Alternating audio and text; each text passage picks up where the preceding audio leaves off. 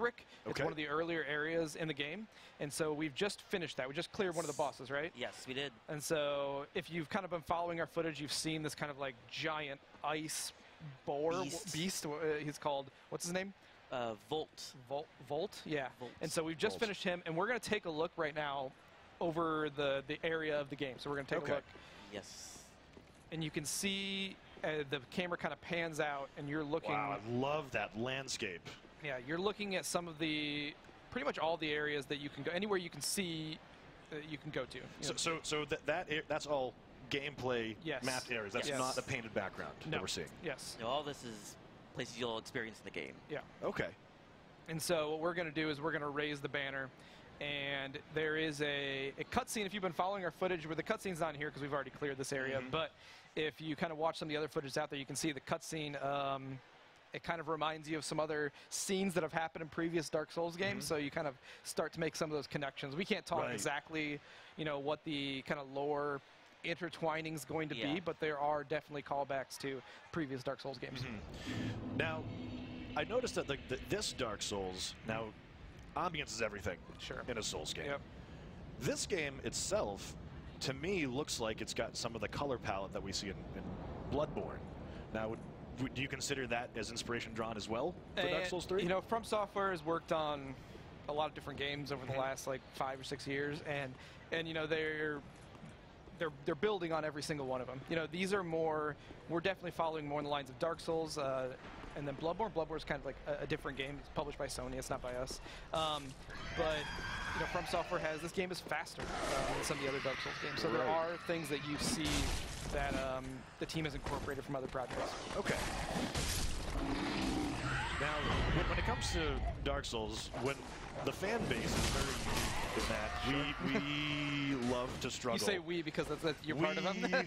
We love to die. We love to struggle. Sure. It's spending hours on boss attempts on high new game plus difficulties and things like that.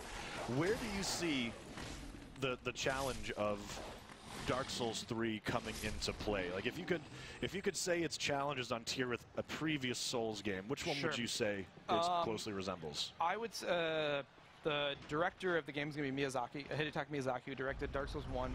He's back at the helm of Dark Souls 3. And the way he explains it is that Dark Souls 3 has more and unique challenges, because as you go through a game, people kind of learn, oh, I kind of like need to do this to get around certain bosses, or certain enemies I sneak up behind, try to hit the backstab. So the team tries to give you more challenges, more unique ways. There's all sorts of things that happen in the game where you're just like, whoa, I can't believe that the enemy attacked me like that, or I didn't see that coming. But Hidetaka Miyazaki also talks about how the player has more tools in their belt this time. So one thing that's new with Dark Souls 3, which we can show off right now, is you see the health bar, the FP meter, and your stamina. So the FP meter is the blue meter, which you'll use for spells and abilities. So weapon skills. So every weapon has an extra ability attached to it now that you can kind of use that meter to attack it. So Nick's going to try it right now. So we're using a lucerne, which is sort of like hammer spear sort of thing. And by holding L2 on a PlayStation controller, you can do different attacks. You can see I love what I'm seeing here. You only took like 1 or 2 attacks and it nearly killed you. So it's the punishment factor is still very much alive and well. Yep. And right now we're kind of low level, right? We kind of try to rush the game a little bit to get to this area so we can show this off. So. And just like previous Souls games, you can, if you collect all these souls, you can choose to use them to upgrade your equipment. You can choose them to level yourself up. You can choose to buy new stuff. So it's really up to you how you progress through the game. Now, when it comes to leveling up and your soul level and all that, do we have the same stats to level from previous Soul games? Are there any unique attributes that we don't know about yet? We can look at the menu right now. The different stats. They are very similar to. Probably the stats are probably most similar to Dark Souls 1. Maybe. Okay. But there is the new luck stat, which was not in. I don't believe it was there. Right. So you can hover over. We can take a look and. I don't suppose we get to know exactly how that works. Well, tonight, do we? We'll tell you what the game says. Okay. So we get on to luck. So item discovery, Yep. and some resistances. And you will find some things later in the game, whether it's a weapon or a spell, that luck may affect more than others. And you can level that on level up. Sure. So we don't get to know what percent it increases by. So it could be like only +1 for 50 points deep into this. Sure. Maybe. And it's nothing. I don't think it's that harsh. But yeah, there is a little bit of a mystery to it. But it does do something. It does do something. Okay. We have on record. Luck does something. And people. I would say that item discovery, my personal experience, item discovery is really great in this game. Like early on, like you meet that makes me happy. Yeah, you meet some makes me knights so that have some cool armor and some cool weapons. And if you have some item discovery, you have a chance to pick those up.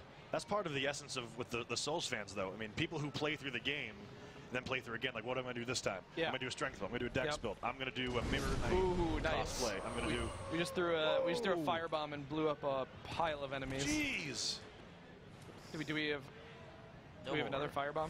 Now how useful will like items like that be as you get into higher level? Like sometimes people use them for pulling, some people use them for combat. What's really cool in this game is whether it's I like that. Whether it's throwing knives or a bow attack. Like a lot of things are a lot more viable and can happen quicker. So you'll see that throwing knives, you can throw them a lot faster than you can other games. Like you can just throw them in quick succession. I love these enemies. With the weapon arts or the weapon skills, like the bow, you can fire multiple times really quickly with a certain bow. Yeah. Other bow, you can fire 3 arrows at one time. So there's a lot more tools that you have at your disposal to use with some of the weapons. So it sounds like basically Lude is back on the team. Yeah. I mean, I loved Bloodborne, but the biggest thing that I wanted more Lude. I'm someone that would grind on just to complete the costume, complete the outfit. Yeah. And we would say that Dark Souls 3 is a lot more like Dark Souls 1 and 2 than Bloodborne, but there's tons of how many different weapons did we say? There was a number. There's like 200. Oh yeah, 200 different weapons in the game, and those all have their own. And some of them have the same weapon skills, but there's a lot of really unique ones where it's like I can use this weapon and do this really cool, special thing. Do you want to try to equip a different weapon so we can show off some of the other axe here? There we go. So with the axes, you kind of do a step forward, and you will have a short period of time of increased damage and stamina regeneration. Okay. Can you tell us a little bit about the setting exactly where Dark Souls 3 takes place? We can answer that. So there are connections to Dark Souls 1 and 2 in this game. To both of them? Yeah. Okay. But we don't, it's really hard to talk about those because that's part of the fun and the mystery of the game. You got to find out for yourself, I understand. Whether you're looking at item descriptions and you recognize a name or something, that's what's kind of special about the game. So we want to kind of tease people and say, yep, they're connected, it's cool, there's a lot of stuff in there, but we also want to hit the fact that Dark Souls 3 is just a fun game. If you've never played Dark Souls games before, that's not a big deal. Like it's just a good game. It's a lot of fun. It's a good game to play. If you don't understand the story or the background, that's totally okay.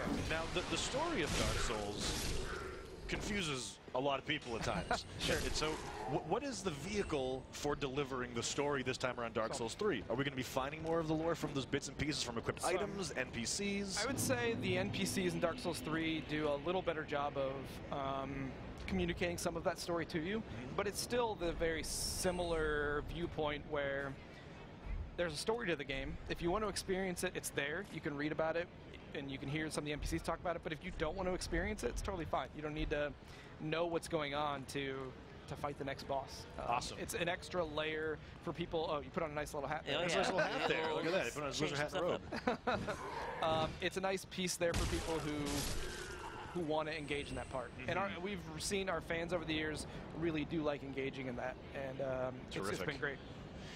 So let's talk about post-game for a little bit. Sure. One thing that we really love is New Game Plus when it comes to our Souls games. Are we going to get that same experience with Dark Souls 3? Is there a New Game Plus component to it? There is a New Game Plus, similar to other Dark Souls games. Is it scaled in +7? We don't want to say anything about that yet. Okay. All right. The team is aware of how some people like to play the game, and there's a lot of things in there, whether it's New Game Plus or whether it's multiplayer, that they have a lot of special surprises in store. But all of that stuff, if you've played these Dark Souls games, you know that the first day it launches, it's so exciting just to run out there and figure out what it's all about. It's a totally new world. We really don't want to spoil it. You'll see Nick just used another new part of Dark Souls 3, which is Estus Flask. So that refills the blue meter, the FP meter, to use more weapon skills or spells. And do we want to go back to Firelink Shrine? Sure, we can head it back over there. Firelink Shrine. Firelink Shrine is, you'll recognize the name of that. I think I heard of that part of the game before. So that is, there is a Firelink Shrine in Dark Souls 3, so we will head back there to take a look at our stats. You can level up. We can upgrade some different things there.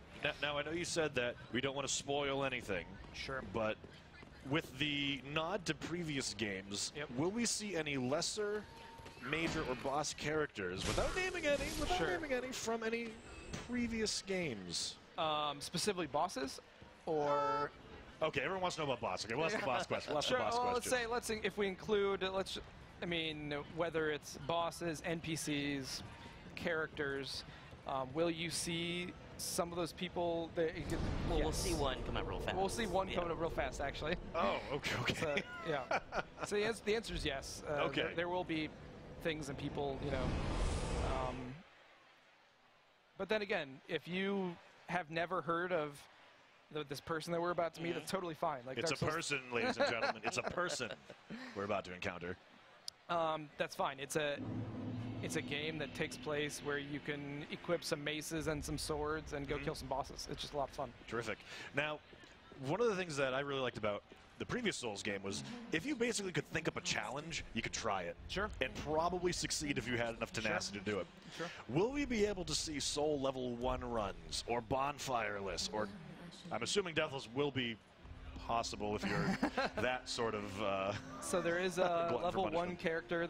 The Deprived starts at a level 1, so you choose from a different classes when you start the game. So the Deprived level 1 is one of them. So if you wanna go for that, you totally can. But what about staying Soul level 1 the whole way through? Sure. If that's what you if that's how you want to punish yourself, that's totally fine. Andre the Blacksmith. Yeah. You probably remember him from Dark Souls 1. Why is he here? How is he here? We don't know. We're not. Well, you know, but we don't get to know. We don't get to know. Because it would be less fun if we threw all this out there right away. So this is where you can level up your weapons and your equipment. If you want to look at a lot Estus. Yes. So this goes back to like the different builds that you want to make. You have to split that. Yeah. So if you have a warrior, just has some heavy armor and a big sword, you're using all regular Estus flasks to heal up. If you want to be like a sorcerer, a caster, or you want to use a lot of weapon skills, you can move more over to the Ashen. So there's a lot of space for different builds. Okay. Can we talk about how magic works? Sure. In the game? Yeah. Is there any fundamental differences? Does it run the same? Is it going to be familiar to people, or is it totally different? It is very familiar to people. It's very similar, but just like with a sword or a whip, every weapon or piece of equipment every weapon has a weapon skill. So if you go into your inventory, Nick, and take a look at just look at the description. So it tells you the skill right there. So it says stance. So while in stance, use normal attack. So with a longsword, you kind of hold it up in a ready position. Okay. And then you can do different attacks from there. Now, so with a wand or a catalyst or a staff, those all have their own skills as well. Now, how many weapons in the game have a skill associated with them? Everyone. Everyone has a skill. Yeah.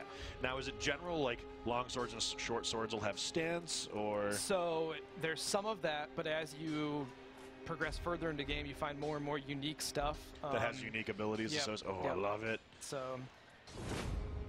Ooh. What was that? So I think Nick's holding a crossbow right now, and the stance is that if you're holding a crossbow and you're going to shoot people, maybe somebody's getting up in your face, you can just shoulder bash them. Shoulder bash them. Keep them at bay. Okay. Yes. It's very cool. So we can go back into the world and see we have a longsword +1. We're getting there. There you go.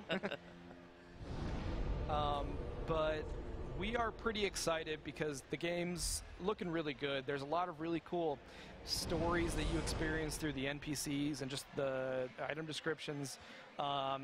The weapons, the new weapons and armor sets are always exciting, but we're really excited to get it out there. We've only over the last couple weeks been able to show off this game for the first time. Before we've just been kind of telling people to wait, hold on. Yes. I mean, this is one of those games that everybody wants to know about. Yep. This is probably one of the biggest anticipated releases of the year. Yeah. So soon into the year too, and keeping that under wraps must be It's almost really a hard. chore. Like it must be like you just want. Like, I would want to talk about this. Yep, and we really do, and that's why we have to kind of try to play as much as we can behind closed doors, and then kind of get our fix in. So A, we love playing the game ourselves, and B, we have to try to know what we're talking about because these games are so deep and there's so much going on. But our big thing with here we go. Ooh. We're in our stance right now. So Ooh. so you have a couple different attacks. We can probably just try to progress. I mean, Yeah, hopefully we might be able to See if we forget. see a boss here, but we're not eventually. I love that you're wearing the quintessential Dark Souls armor too for this demonstration. Yeah, it's you know, you can make you can start with a thief, you can start with a deprived, you can start with a sorcerer. Sometimes it's easier at the beginning just to use a knight class. So you have the heavy armor and I always used to start that way, but now whenever I do, it's got to be deprived. yeah. Every time. I like putting my stats where they can go. Yeah. No, but we're excited. I mean, especially with a lot of the other games FromSoftware's been putting out, there's more and more people interested in Dark Souls for the first time, which is great for us. We don't want to. There are challenging things about this game, but some of it's kind of you can make it as challenging as you want to make it. Right, or as easy even. And one of the things that I've always liked about Dark Souls as a franchise is that it's a game that's so fun to play, but it can be just as fun to watch. Yeah. Yep. It does really well on Twitch. it does really, really well on Twitch, yes. And it's because it can be speed run, it can be boss challenges, you can do cosplays, you can do Soul Level 1, Deathless, Bonfireless, all this. There's so many ways to do replayability. Getting the torch out. It's a little dark in here. Now, that's something too. Dark Souls 2 was supposed to be a bit darker.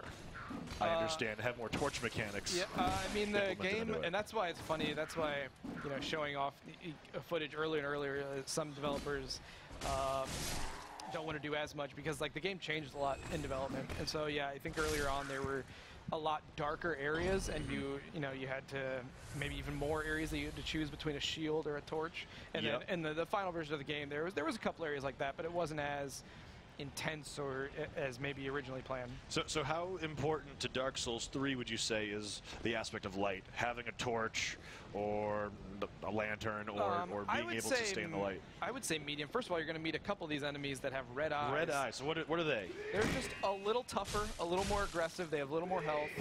Are they the new like Red Invaders? These are that's different. There definitely are invaders that will come in, like NPC invaders. You see these love guys. These character designs. Yeah. These guys are really still until you walk up and they try to grab you.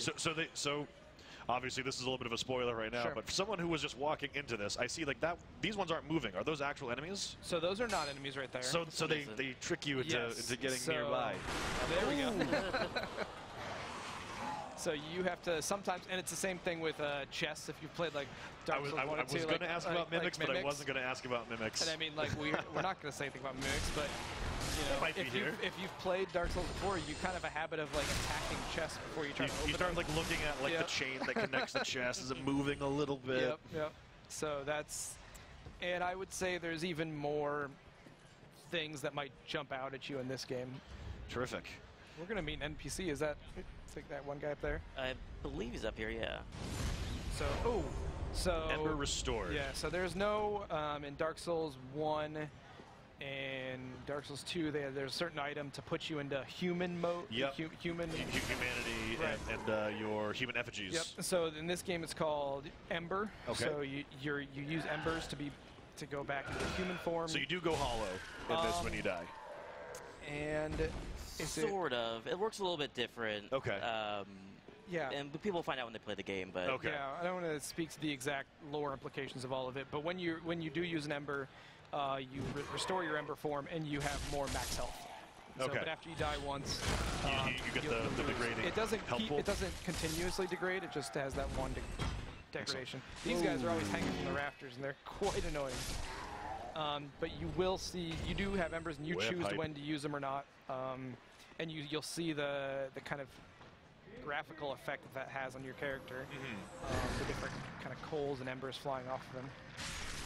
So For Dark Souls 3, is it going to be released as a total standalone? Do you guys have any plan to potentially implement DLC down the line? For the that was a hat trick you guys pulled on us for Dark Souls 2. We were told never ever. Yeah. We were told never ever. This is one of the first times that we actually are confirming DLC at launch, right? So we don't. It's there.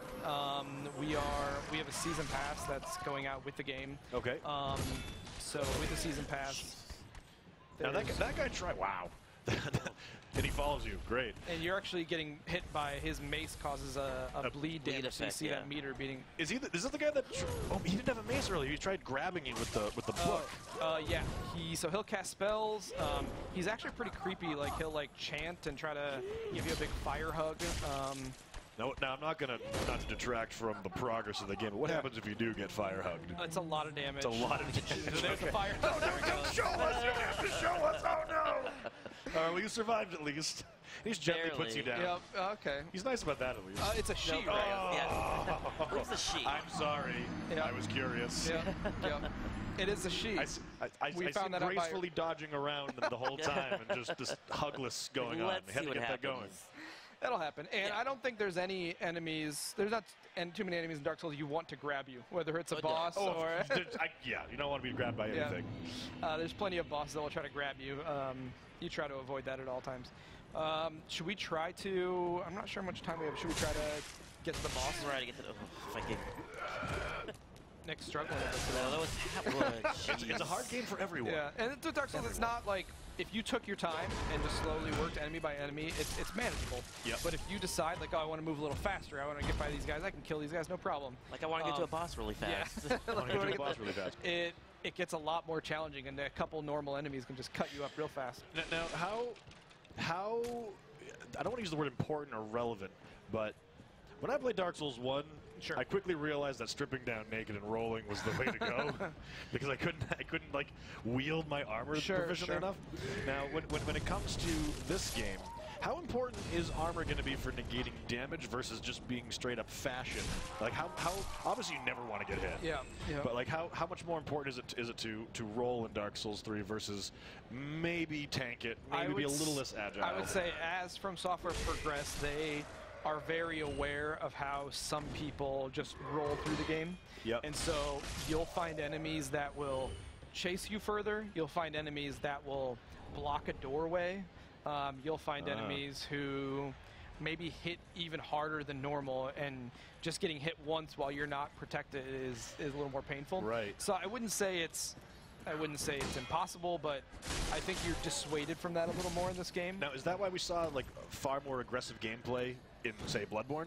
We're trying to get people out of the mentality that you can just be invincible. I don't think they want to change anybody's way of playing. They just want to make sure that there's. It's once you played a Dark Souls game before, you get the feeling like, oh, I know what to expect. I know how this works. They want to keep on surprising you. They want to keep on giving you reasons to stop and think what's around that next corner. Is this where the pot men are? Are we going to find the pot men? We may find the pot men. Pot men. They're men that carry, or they're guys that carry on large They pots. look like the enemies from Dark Souls 1. The ones that are always like holding their heads and. Yes. So, you're getting firebombs thrown at us. But this area is called Undead Settlement, right? Okay. And it is the first area after you fight in like in the tower. It's called the High Wall of Lothric, and you go through that area. You fight a boss, and then you get kind of flown down to where we were kind of looking over the big world. Okay. And this is the kind of the first area in that big world.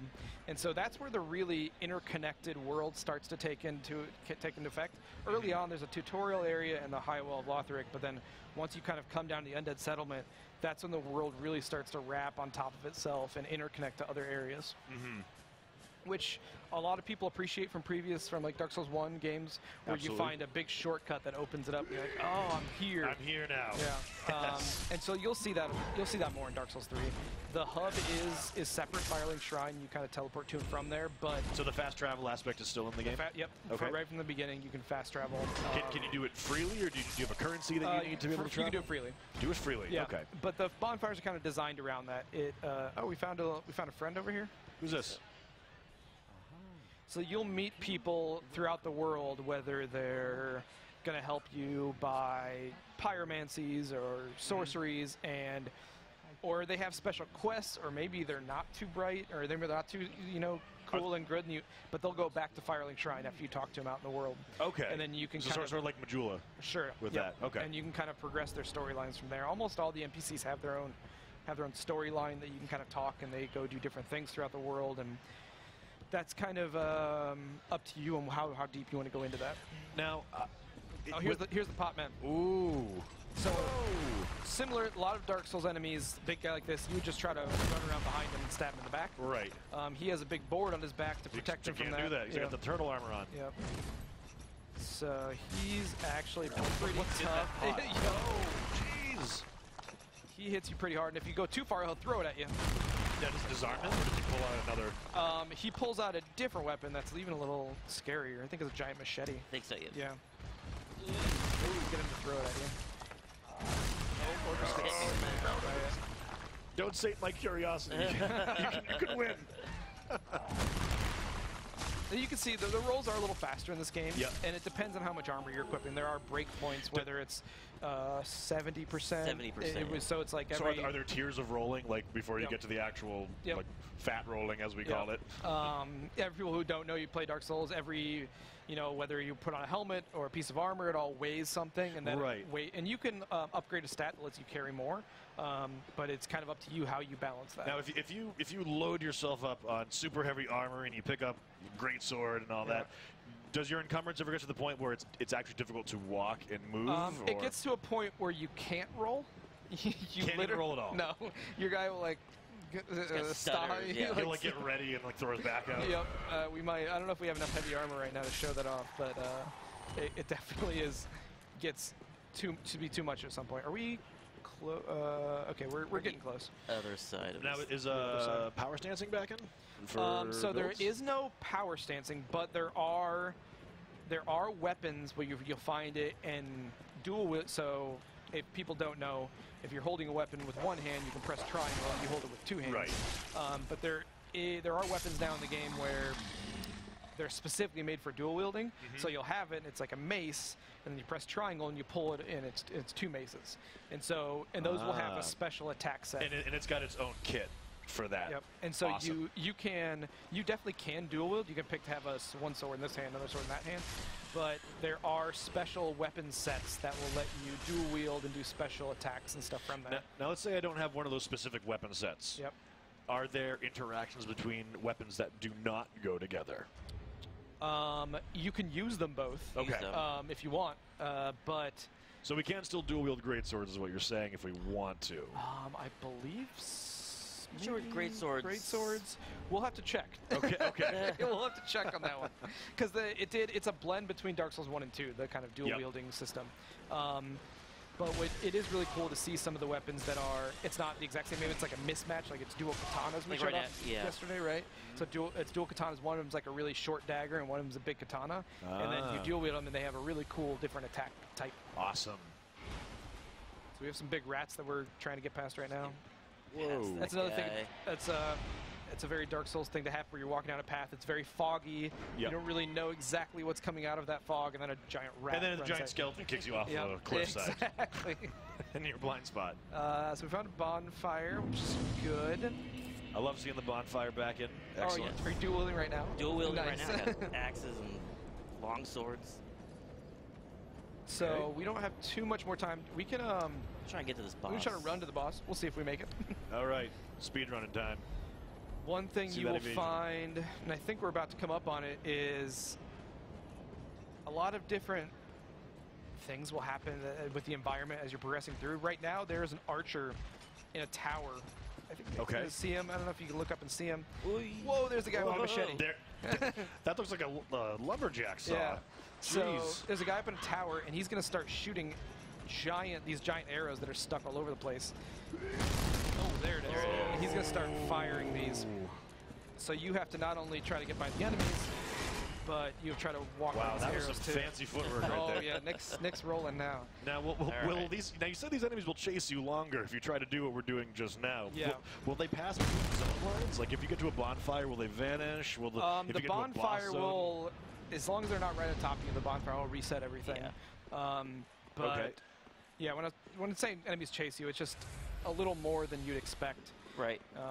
So I think we're really close to the boss room right now, which I'm glad we made it. Excellent. No pressure now. No, by the yeah. way. Oh, it's now, gonna have be- you seen this boss before in any of your previous gameplay? Some people may have seen this boss before in our previous gameplay, but not too many people have seen like how we walk in the entrance and maybe the cinematic that will. Right. Is there cinematic or No, no? I don't think so. It just sometimes pops in off. and then one thing in Dark Souls 3 is where you just walk in and you get the feeling something's going on here. You know, there's no fog door right away. You're like, it's a big room. there's a big empty room. There's a lot of space here. There's a giant ugly tree, Cursed and rotted great wood. Wow. and all of a sudden the Wait a thing minute. gets up. He looks familiar, somewhat. So Now, are these enemies right here part of the boss encounter, or are they like they are scratch part of mobs? well, a little of both. A little of both. They Okay. will. They will spawn throughout. Oh, He, man. as he runs and attacks. Now, the first thing I noticed immediately watching this boss fight, it definitely pays more homage to Dark Souls 1 than 2. Dark Souls 2, we had a lot of huge juggernauts and heavy armor that were humanoids, and this is clearly a monster. There is a lot monster. of monsters in Dark Souls 1. The boss design is varied. You will see a lot of different stuff. Not doing much damage to him either. And that's the weak spot right there. The egg nest. Yep. Yes. Well, that's what we'll appropriately call it. So I think with this guy and this guy and some other bosses, you'll find if you hit their weak spot enough, maybe it'll do a chunk of damage, or maybe you'll stagger them for a bit. Yeah. Or you can do a little more damage upward. And dead. Oh,